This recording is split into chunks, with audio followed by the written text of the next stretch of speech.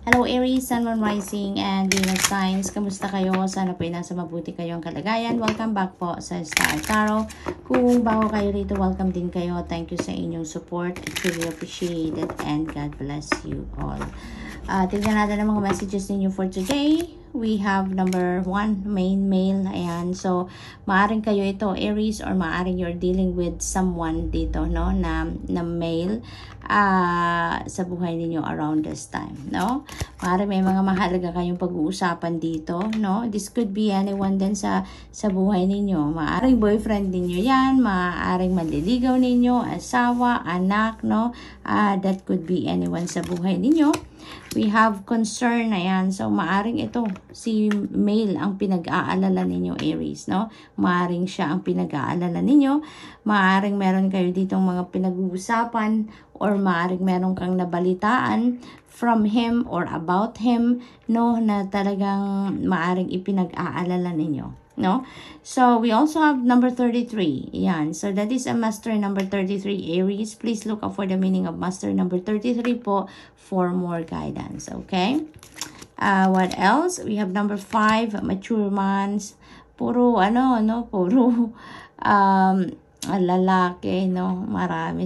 Siguro yung si mature man, this could be, this could be your dad, no? That could be someone na siguro kamag-anak ninyo din yan, no? For some of you. Maaari din na grandpa ninyo yan. Maaari din na manliligaw ninyo or asawa ninyo or boyfriend ninyo. That is also possible dito, Aries. Maaring si mature man could be this male person din, diba? Maaring isang tao lang ito na pinag-aalala ninyo, no? Maaring nag-aalala kayo about him. Maaring merong sitwasyon ito na wino-worry ninyo. Maaring yung taong ito is hindi ninyo kasama, maaring malayo siya sa'yo, kaya syempre hindi ninyo nakikita ang kanyang sitwasyon mismo, no? At maaring nagwo-worry kayo. There is something dito na nagwo-worry kayo about that person. So, tingnan natin kung ano pa. Sudden wealth. Yan. Ito yung magpapawi ng concerns ninyo, no? Sudden wealth. Meron ditong papasok na pera sa inyo.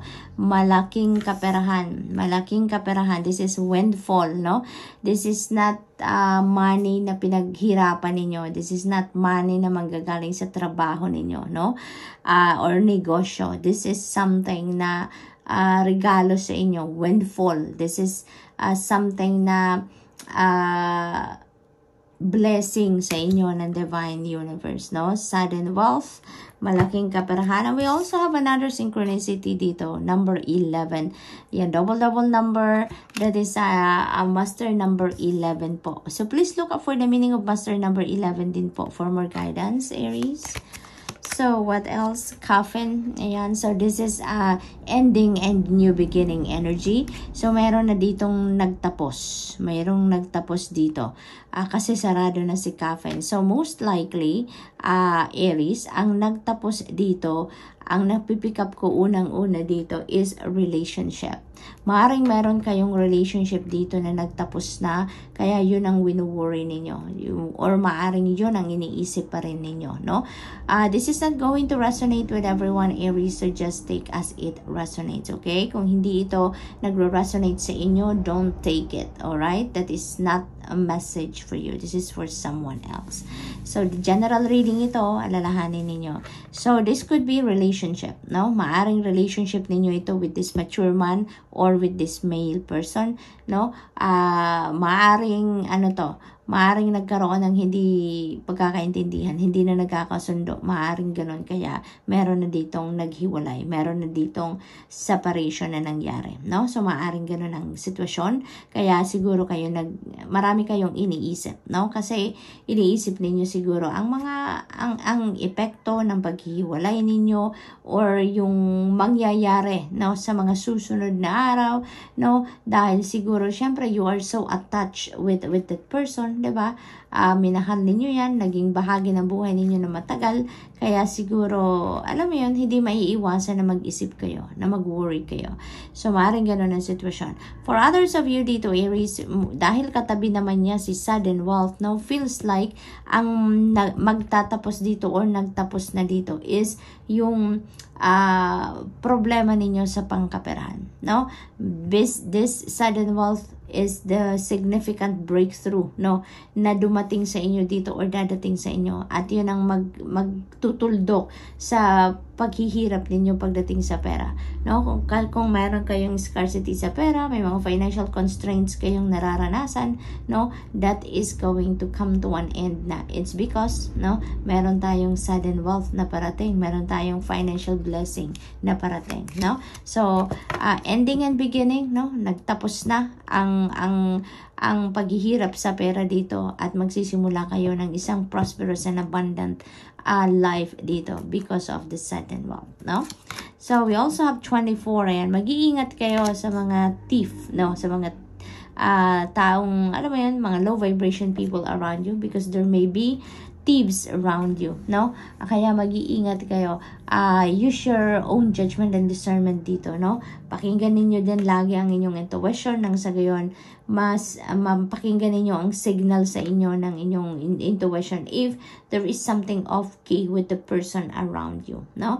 Kaya mararamdaman ninyo naman yan kung merong taong may hindi magandang balak or may hindi magandang iniisip, diba? Mararamdaman ninyo yan.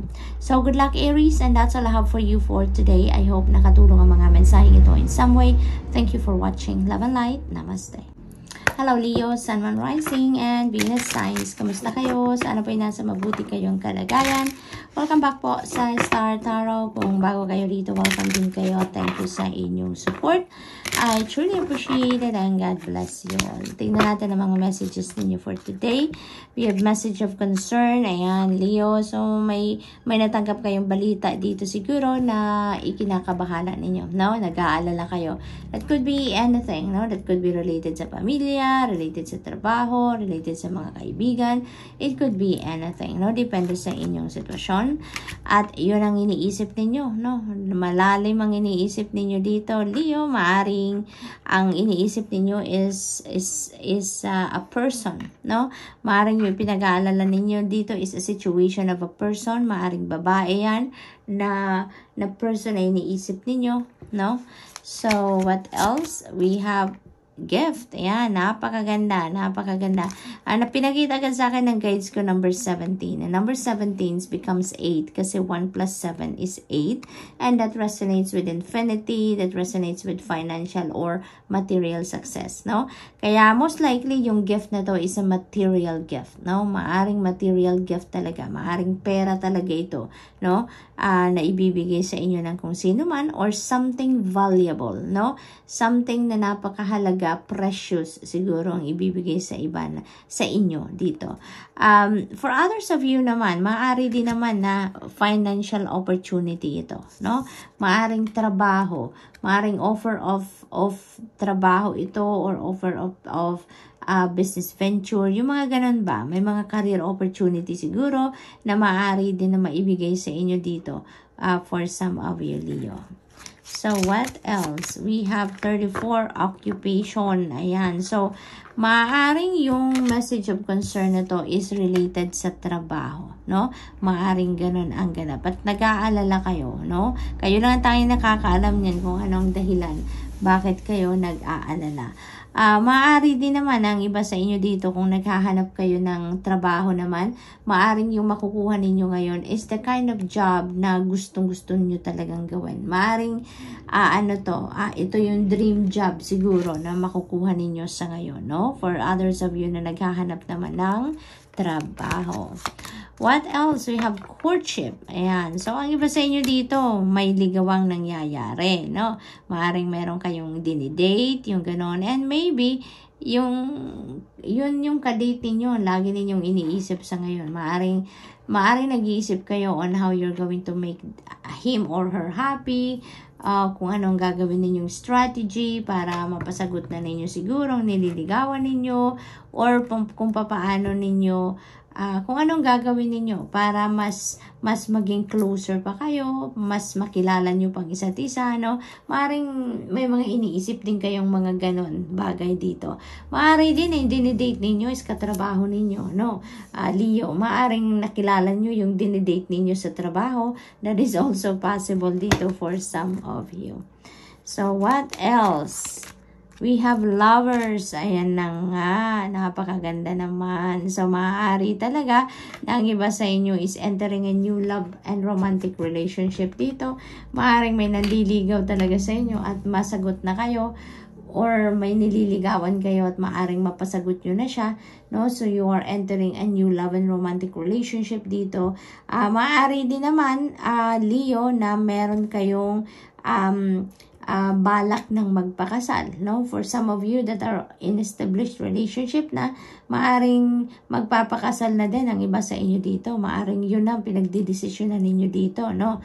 Maaring ganon. Maaring ang iba sa inyo nagpe-prepare na talaga for wedding din, no? Maaring ganon din ang sitwasyon ng iba.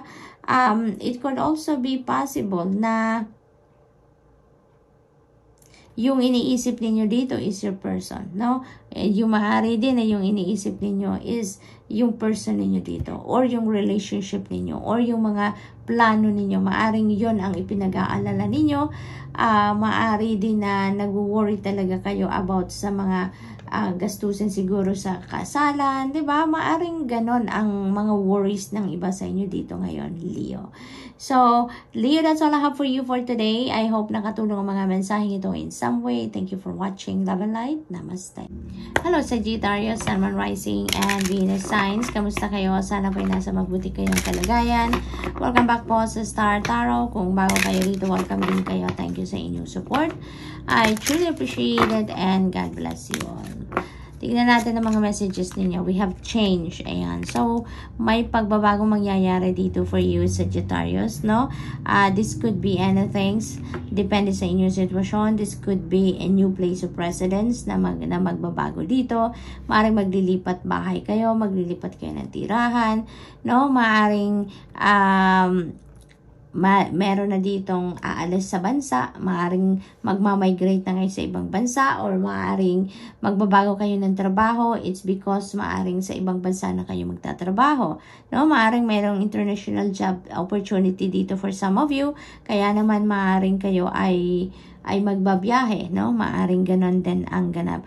So, ang iba sa inyo, maaari din na magbabago ng sasakyan, no? Maaring ibebenta nyo na yung sasakyan ninyo. Dati, kukuha kayo ng bago, maaring magte-trade in ng sasakyan ng iba sa inyo dito. Yan din ang napipick up ko for some of you, Sagittarius.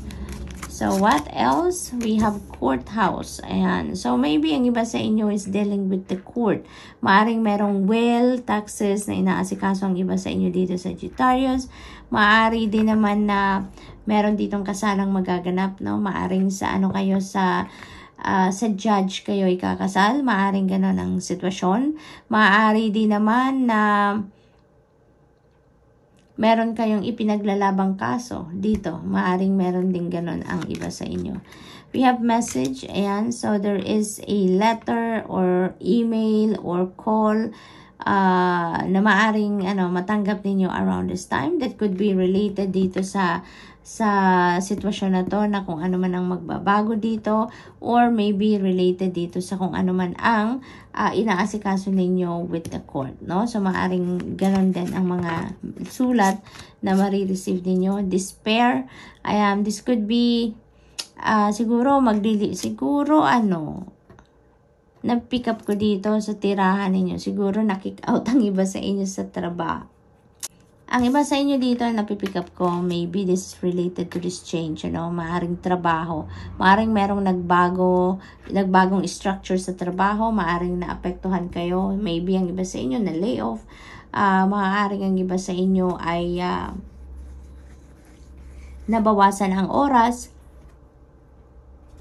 sa trabaho, kaya namomroblema ang iba sa inyo dahil syempre mababawasan ang kita, no? Masisira ang budget, kumbaga. So maaaring may mga ganon sitwasyon dito for some of you. Maaari din naman na relationship ang issue ng iba sa inyo dito, no? Maaring yung pinoproblema ninyo dito is yung ano ninyo, relasyon ninyo, no?